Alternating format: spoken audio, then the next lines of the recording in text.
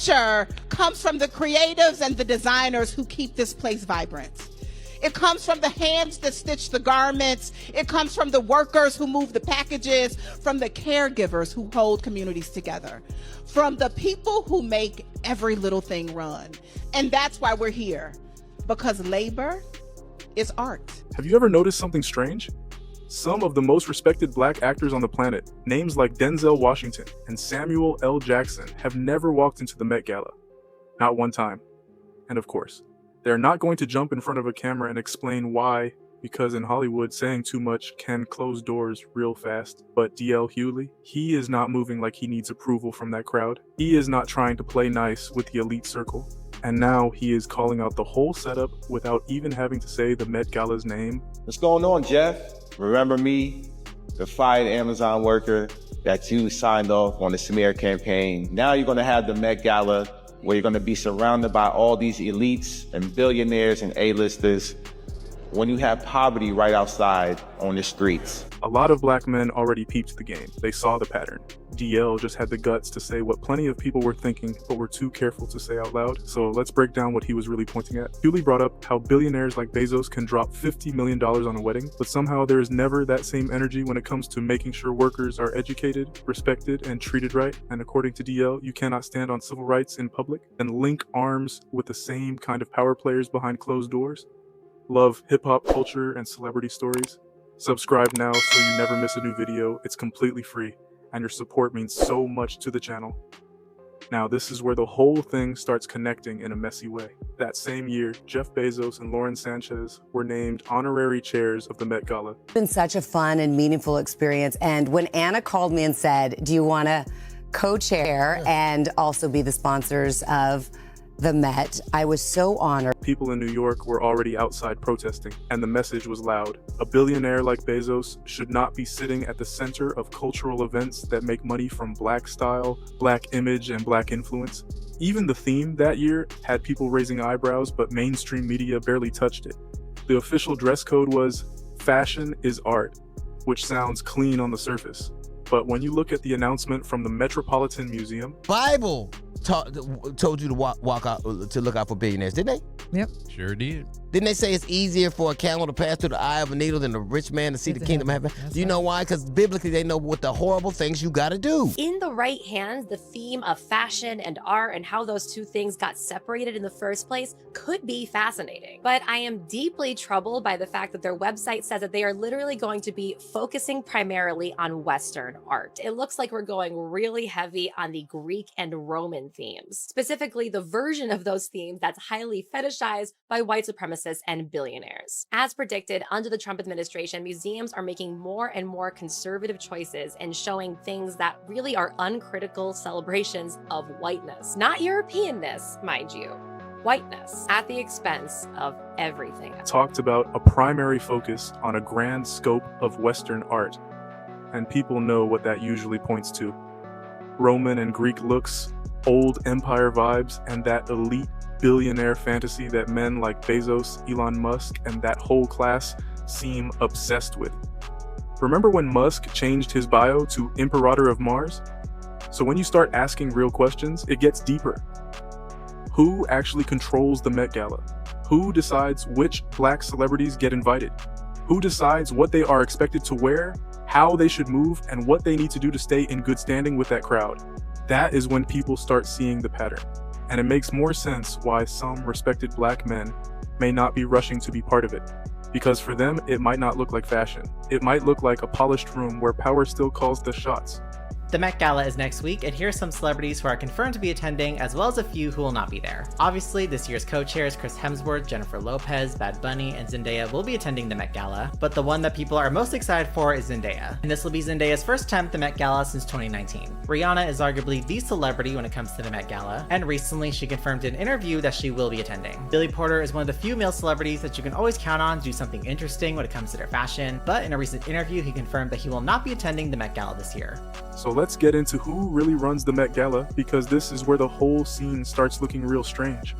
At the center of it all is Anna Wintour, the woman with the sharp bob, the dark sunglasses, and the kind of power that makes celebrities act like they are waiting for permission to breathe.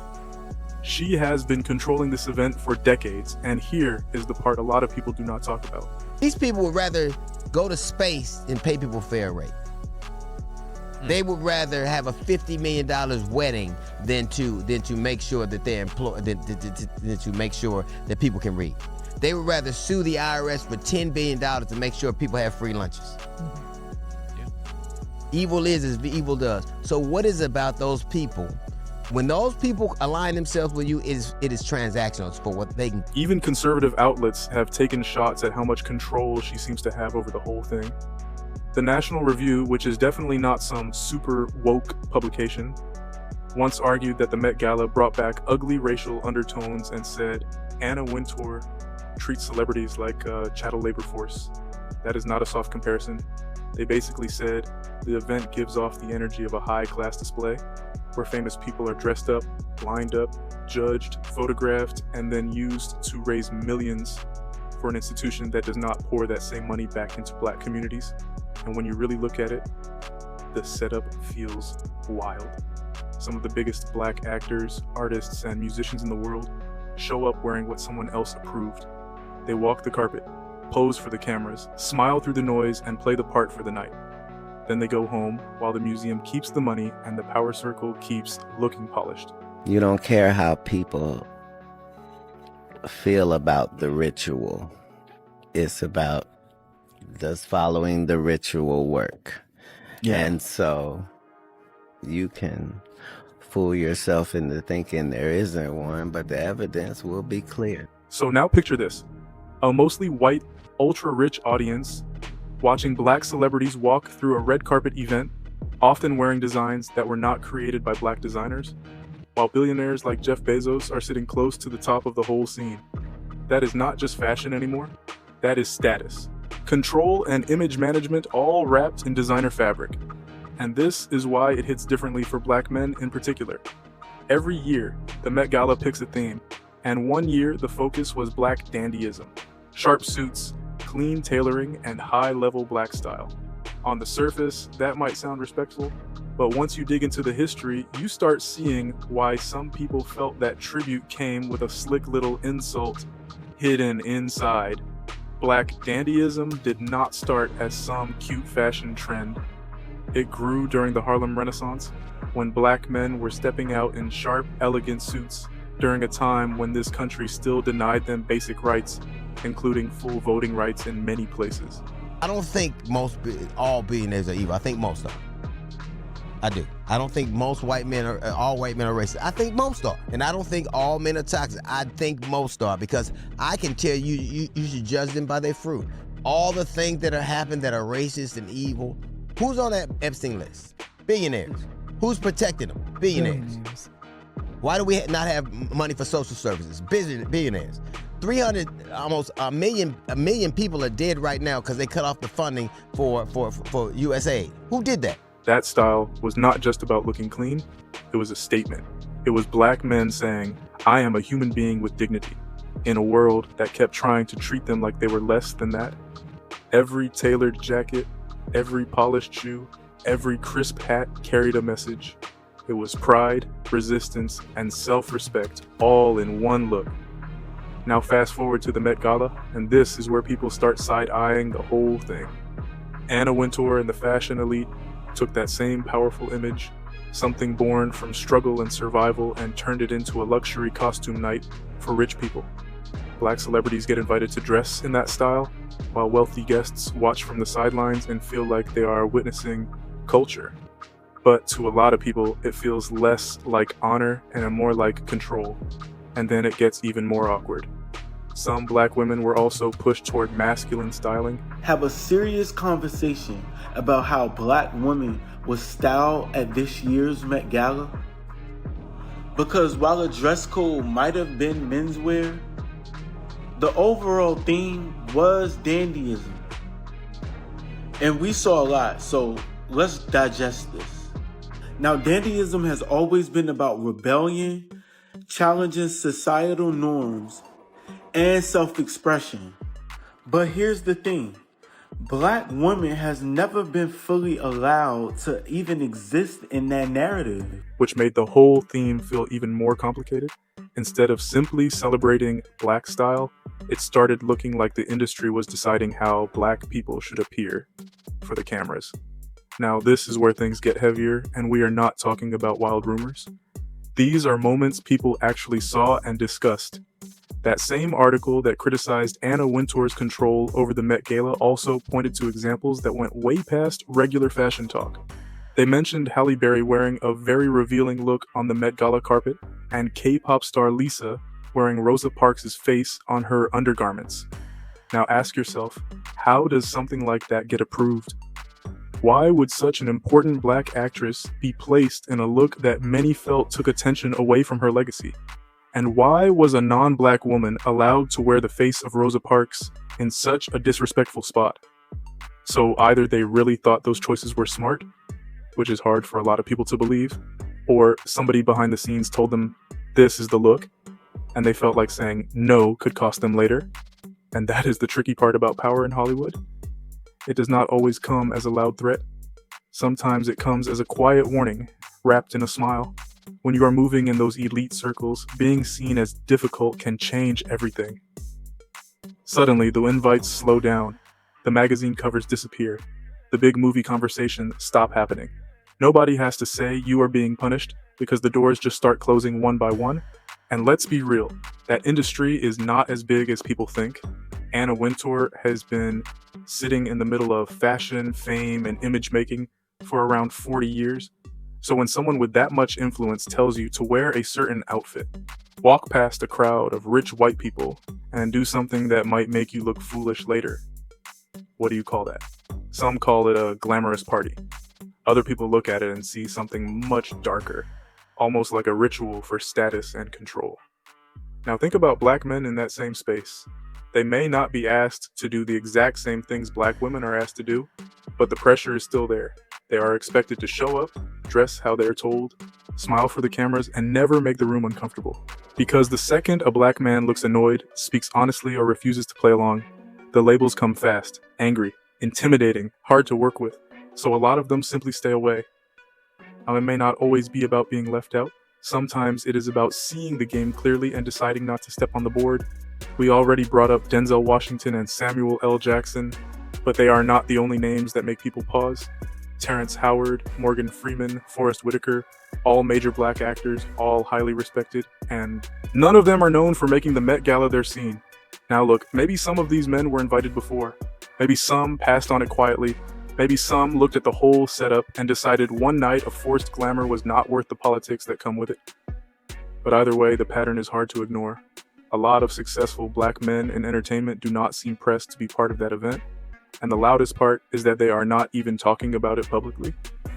Nobody is sitting down in interviews saying, I'm boycotting the Met Gala. Because in Hollywood, that kind of honesty can put a target on your back real quick, but people can still read the room.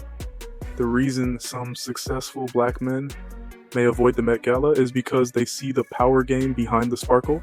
To them, it may not feel like a celebration. It may feel like a high-class costume show where billionaires watch Black celebrities perform elegance, culture, and cool for their approval. And a lot of them may have decided they would rather stay home than be used as decoration for that kind of crowd. Now let's bring this back to Jeff Bezos and why D.L. Hughley's comments matter so much here. Because the plantation comparison makes people uncomfortable. They will say, times have changed. They will say, it's just a party. They will say, you're doing too much. But when you look at who is sitting near the top of the room, the criticism starts sounding a lot less random. Bezos, the billionaire behind Amazon, has faced years of criticism over worker treatment and union battles. And now, that same kind of billionaire power is being placed next to a charity gala celebrating Black style. That contrast is exactly why people are side-eyeing the whole thing. D.L. Hughley's point is simple, but it cuts deep. A lot of these powerful people do not seem truly invested in the communities they borrow culture from. They want the look. They want the photos. They want the cool factor. They want the credibility that comes from being close to Black culture without actually sharing real power with Black people. And that is where Black celebrities come in. A famous Black face on the invite or the red carpet makes the whole event feel fresh, important, and connected to something real. It gives the room a little edge, a little flavor, and a little street-level credibility. But when the cameras turn off, what really changes? The money does not flow back in a meaningful way to the communities that created the culture. The power does not get passed around. The same billionaires come back the next year.